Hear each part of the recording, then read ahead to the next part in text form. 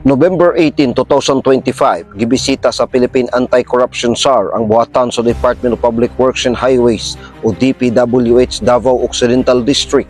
Gipangunahan ni Dr. Louis Sinisa, PhD, ang pagbisita sa Davao Occidental.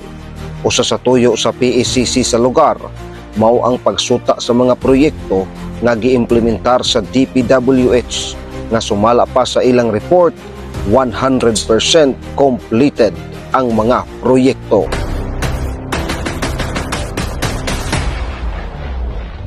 Buot sa PACC nga magpakuyog sa DPWH Davao Occidental aron ilang itudlo ang proyekto nga 100% completed. Apan walay opisyal sa DPWH nga miatubang sa PACC, bugtong staff lamang niini ang nag-abi-abi sa PACC. Tungod kay walay mukuyog nga DPWH officials, aron unta itudlo ang 100% completed project, nakahukom ang PACC nga mulahos sa Jose Abad Santos aron sutaon ang mga proyekto nga giimplementar sa DPWH. Sanglit dito sa JAS, completed ang report sa DPWH Davao Occidental.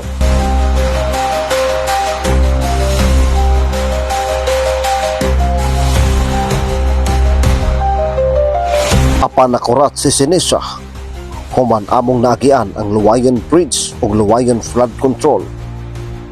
Nga nang lutaw ang kabilya sa gihimong flood control nga wala gihuman sa kontraktor o giabandona ang proyekto, wala sab gisemento ang approaching road sa tulay.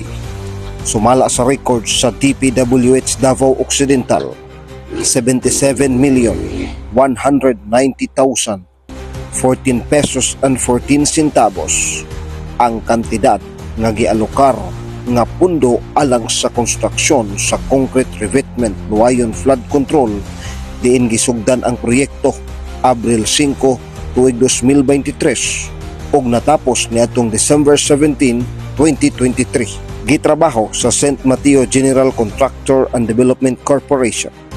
Apan ang 100% nga completed projects gibiyaan sa kontraktor.